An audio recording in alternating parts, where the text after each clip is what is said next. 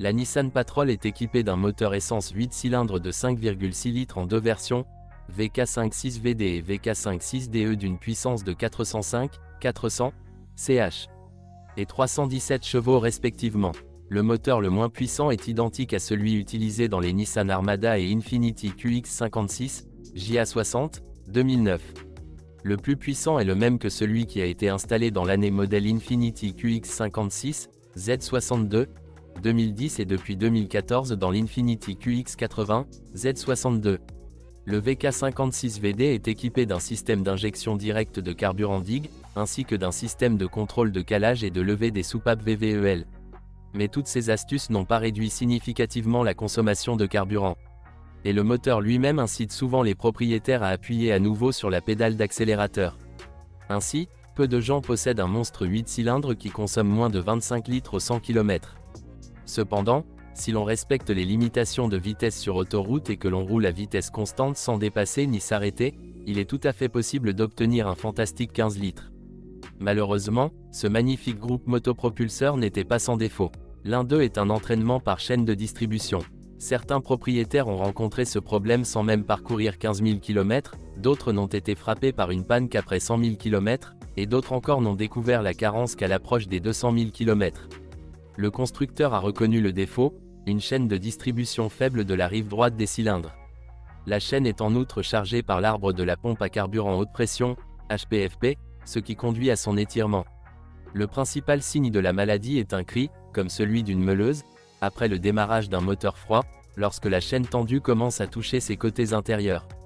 Certains passionnés de voitures, ayant beaucoup entendu parler d'un éventuel défaut, ont commencé à faire plus attention à l'entretien du moteur et à jouer plus doucement avec la pédale d'accélérateur. Mais il s'est avéré que prendre soin du moteur ne vous protège pas du malheur. Les réparations ne sont pas bon marché. Pour le remplacer, il faudra démonter complètement la face, retirer toute la partie frontale du moteur et même démonter la crémaillère de direction. Depuis 2013, une chaîne modifiée a commencé à être installée.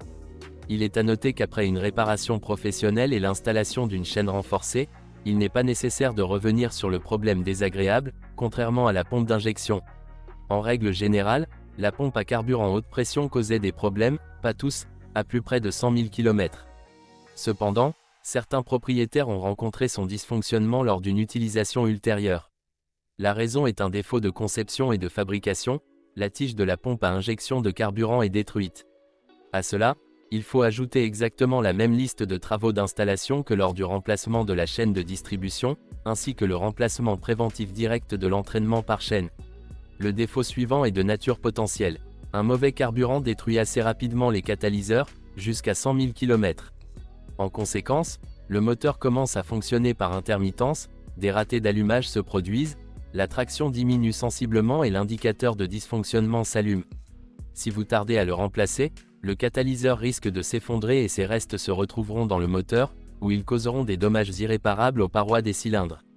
De nombreux propriétaires ont recours à une protection préventive, en coupant les catalyseurs sans attendre les problèmes, puis en installant des pare-flammes, des émulateurs de capteurs d'oxygène et en reflashant l'unité de commande du moteur.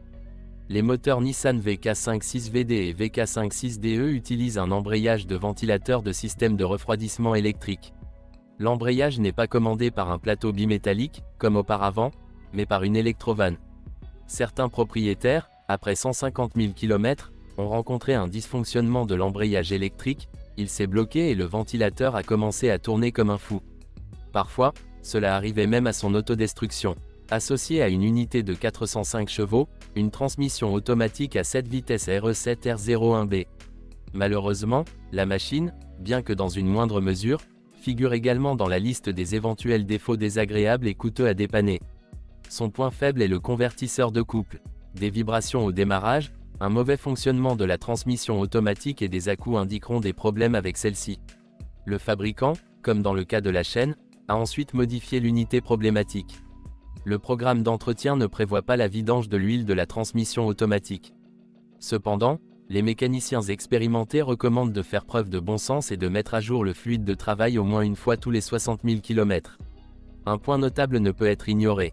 De nombreux propriétaires ont constaté que la boîte se fige à une vitesse de 140 km/h, la vitesse cesse d'augmenter. Cela se produit lors d'une accélération après une longue période de mouvement à une vitesse constante d'environ 100 km/h. Selon les experts, c'est ainsi qu'est organisé l'algorithme de protection de la box contre la surchauffe. Heureusement, cette fonctionnalité n'apparaît pas toujours. Tous les SUV sont équipés d'un système de traction intégrale AWD, 4WD et d'une nouvelle boîte de transfert ATX 90A. La transmission dispose de 3 modes de fonctionnement de base, Auto, 4R et 4L. En mode Auto, le couple est réparti entre l'essieu avant, 0-50%, et l'essieu arrière, 0-100%. En fonction des conditions routières, la voiture reste majoritairement à propulsion arrière. En mode 4R, le couple est réparti entre les essieux dans un rapport de 50/50 et peut être utilisé jusqu'à une vitesse de 100 km/h. Un rapport de démultiplication inférieur est disponible en mode 4L, destiné exclusivement à une utilisation tout-terrain. La mise en marche n'est possible que lorsque le véhicule est complètement à l'arrêt. Si nécessaire, vous pouvez en outre activer le blocage du différentiel arrière. Les unités de transmission ne présentent pas de problème ou de dysfonctionnement typique. La Nissan Patrol Y62 est devenue la première voiture de série équipée du HBCS, un système de stabilisation hydraulique de la carrosserie. Auparavant, le système était largement utilisé et fonctionnait bien dans les voitures de rallye. Il joue le rôle d'amortisseur et de barre anti-roulis. HBCS se compose de 4 amortisseurs et de 2 accumulateurs hydrauliques reliés entre eux par des conduites hydrauliques. Le système unique est assez fiable.